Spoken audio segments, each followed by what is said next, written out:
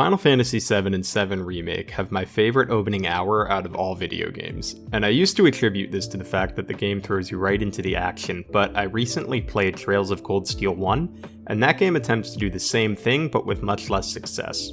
So why does Final Fantasy VII's first hour rule while Trail of Cold Steel's opening hour is pretty mediocre? Obviously, spoilers for the beginning of Final Fantasy VII and Cold Steel are incoming. Let's start by looking at the Final Fantasy VII Remake. You're dropped immediately into the action after a brief cutscene, and the very first thing you do is fight some guards while your team moves on ahead. Literally, you're dropped in the game, and before you can even move, you're in combat.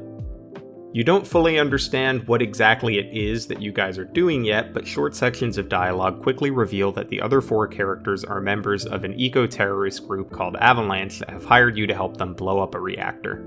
The characters don't even really explain who you're fighting against, but the appearance of the enemy makes it clear that they're some kind of military organization. While you're thinking about who this organization might be, Barrett reveals that he doesn't trust Cloud because he used to work for the bad guys. This is also why Barrett needs Cloud for his inside information. The dialogue makes you feel like an outsider to the group, and this is reinforced by the gameplay.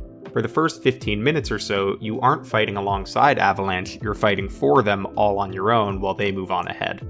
Soon after this section, you get control of Barrett and Cloud, and they start bantering back and forth, which lets you see the difference in the characters pretty much immediately. Both of the characters are really serious about the job, but for different reasons. Barrett has his passion for the environment, and Cloud just has an absurd professionalism whenever he's doing a job he gets paid for. This professionalism is highlighted when Barrett asks him about his age. What are you, 20-something? First. Huh? Soldier first class. Doesn't go into the 20s. What the hell are you talking about? I mean your age, not your goddamn rank. Cloud is so accustomed to being a soldier that when someone asks him if he's 20, his mind goes to military rank before it goes to age. Eventually, Barrett and Cloud fight their first boss together and blow up the reactor just like they came to do. And this is all after about a half hour of gameplay, so in 30 minutes, what have we accomplished? We've established Cloud's backstory and personality, we've established Barrett's goals and the relationship between Cloud and Avalanche. Most importantly though, the players have done something really cool. When you play Final Fantasy VII Remake for the first time, the reactor blowing up is a huge spectacle. In a lot of games, this would be the climax of an arc, something that happens in the middle of the game or after the first 5 to 10 hours.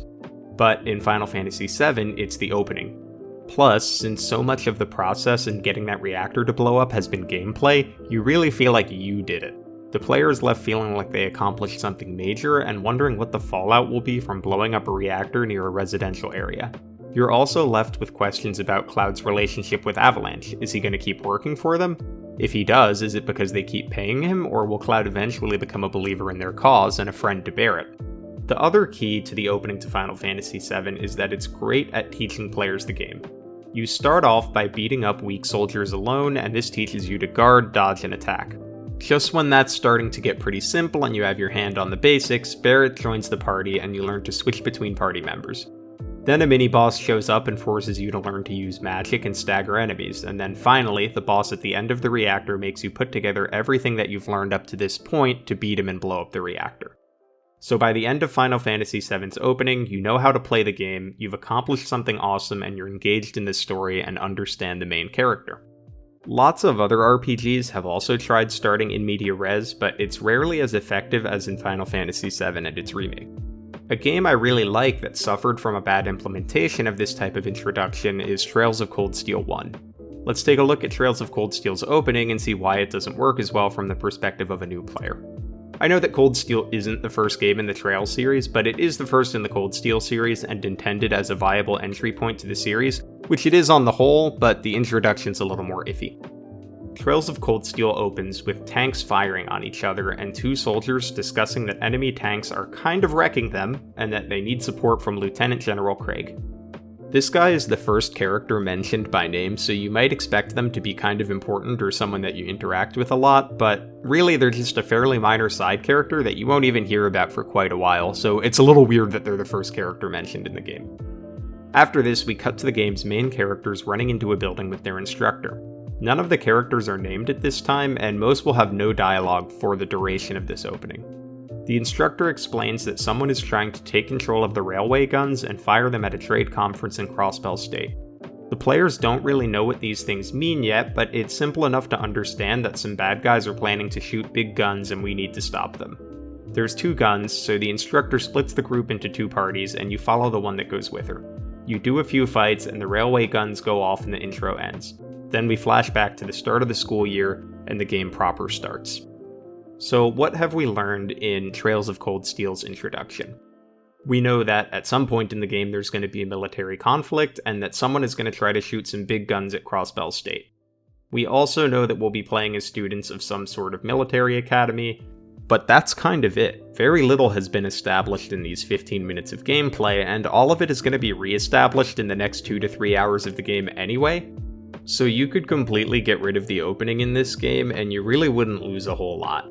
Players won't even really be thinking about the opening by the time they start getting to the context for it about 15 to 20 hours later, and when they get to the part of the game where you're actually dealing with the railway guns, the surprise of them being activated at all is lost because they blew it on the game's opening. From a story perspective, this opening basically does nothing for us, and I would say that it even ruins the surprise later. And that's not it, it also has gameplay problems. Unlike Final Fantasy VII's opening, which teaches you how to play the game by starting with the basics and building upon them, Cold Steel throws you in the deep end. Characters in the opening have over 10 attack options and multiple resources to manage. Imagine being a new player. You'll have no idea what the difference is between arts and crafts, or what triggers a link attack, or how to use a super art.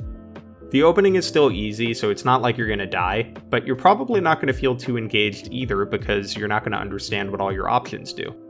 The game will go on to tutorialize all of these options in the next 5 hours or so it's a little strange to me that they decided to just include all of the complex systems of the game in the opening. None of this is to say that Cold Steel's opening ruins the game. It's certainly not that bad, but I do think that the game would actually be improved if you just took the opening out and started right at school. So, looking at the differences between Cold Steel and Final Fantasy VII Remake, there's a few factors we can see that make for a good in media res opening. First, it's best if the players accomplish something kinda cool. The point of starting in the middle of the action is to get the player engaged fast, so let them do something awesome, or at least show them something exciting. Second, if you're gonna do a flash forward to later in the game for your opening, you have to make sure that the player gets at least some context about the events of the opening pretty quickly in the game proper. In Cold Steel, you won't actually know much about the trade conference or the railway guns for at least 5 to 10 hours, so the events of the opening don't feel impactful or relevant while you're doing early game slice of life stuff. This is compounded by the fact that you don't even really know how much damage railway guns can do. They're eventually established as really powerful kind of super weapons that would kill a whole lot of people. But you don't totally understand that from the opening, so if you're a new player, the impact of the railway guns firing is a little bit lost. Third, you need to make sure that the gameplay is simple enough for new players. If you have a complex combat system, you should make sure that the opening combat sections are simple enough for players to understand them. Final Fantasy VII Remake excels at this by easing the player into mechanics, while Cold Steel's introduction includes almost every combat mechanic in the game, and it would be pretty overwhelming if you were new to the series or new to RPGs in general. Starting a game in the middle of the action is awesome and it can be super engaging when it works, but it's really important that when you're making these openings you have some goals and some intentionality. If I come out of the game's opening without knowing something interesting about the character's story or world, then maybe a simpler opening would have been a better fit for the game. What games have your favorite openings? Let me know in the comments and hit the like and subscribe button if you liked the video. I also stream every Saturday at 10:30 CST at twitch.tv/BadgerBarian, so check that out if you're interested and have an awesome week.